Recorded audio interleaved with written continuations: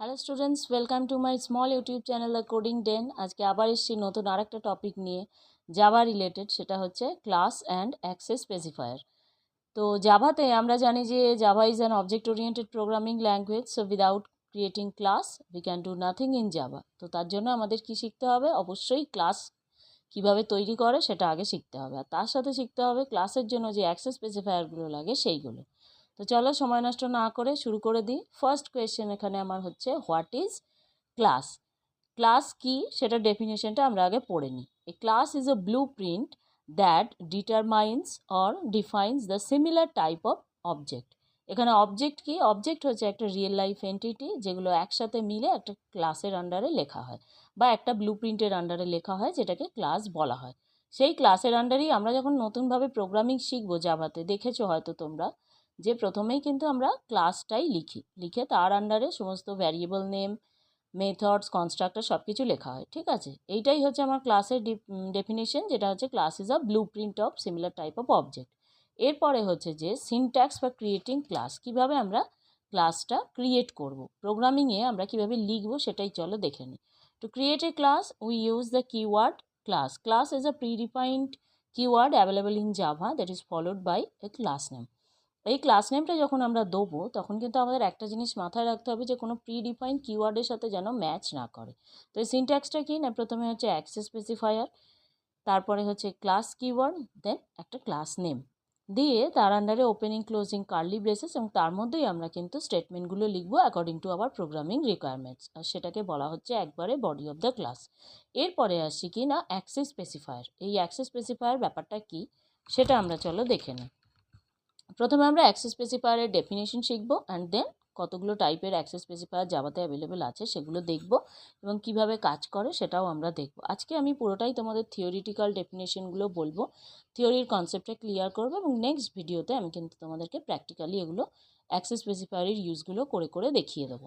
তো তোমরা অবশ্যই এটাকে ফলো করে রাখবে, নোটিফিকেশানটা অন করে রাখবে। ঠিক আছে, তো চলো অ্যাক্সেস স্পেসিফায়ার কি না, an access specifier is a thing that determines the visibility and accessibility of class, method, constructor, etc. variables, etc.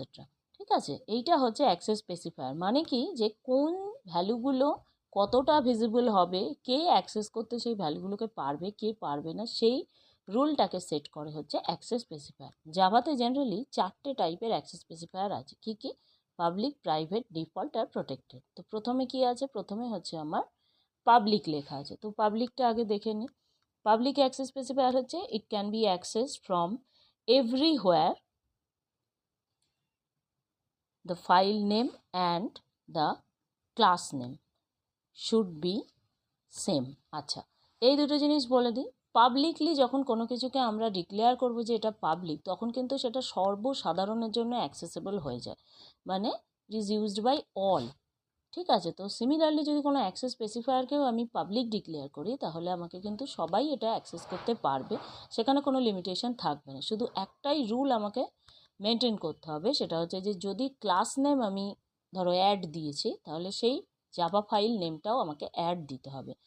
That means whenever you declare a class as a public, then your program's file name and class name should be the same, otherwise you will get a syntactical errors.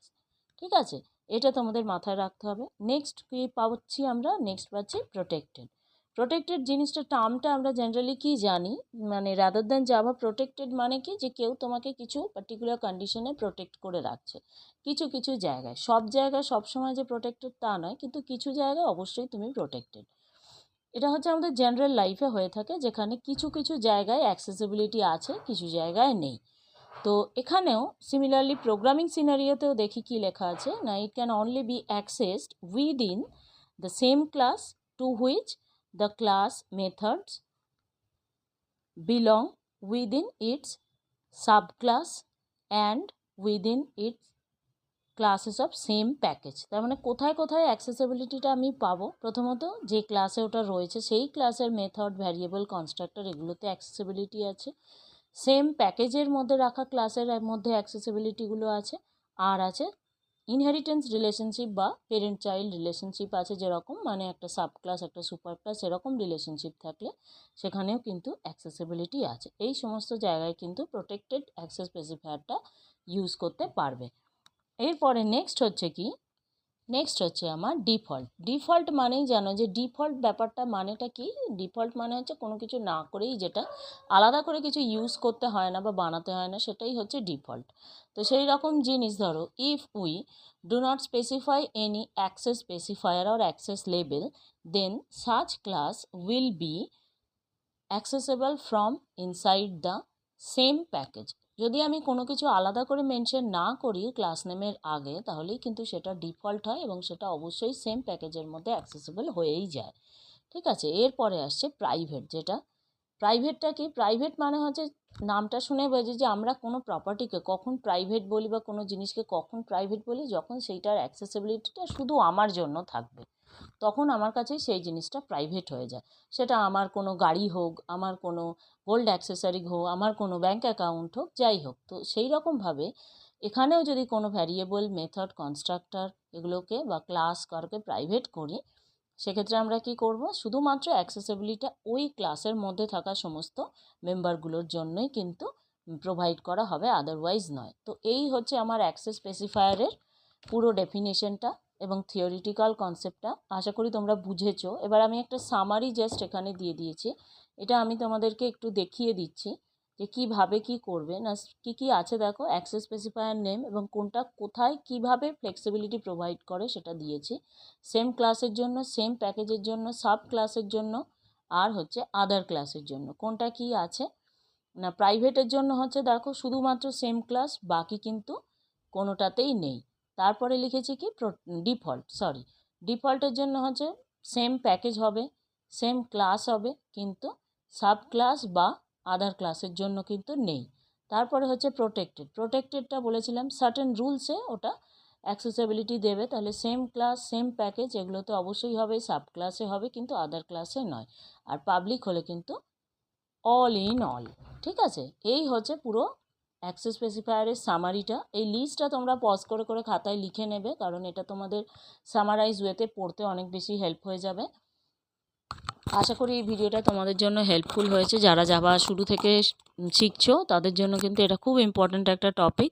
তো ভালো করে ভিডিওটা দেখে pause করে করে দেখে ভালো করে নিজেরা বুঝবে এবং এই সামারাইজের চার্টটা খাতায় লিখে নিয়ে তৈরি করবে।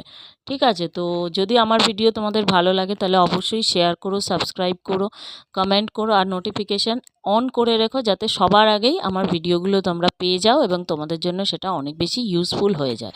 আর প্লিজ একটু ভিডিওতে লাইক অ্যান্ড কমেন্ট করো যদি তোমাদের কিছুটা সময় থাকে, তাহলেই, তা না হলে বলবো না। যদি ভালো লাগে, যদি সময় থাকে তাহলে লাইক অ্যান্ড কমেন্ট করো, it will help me a lot to do more. ঠিক আছে, thank you so much for today, bye by.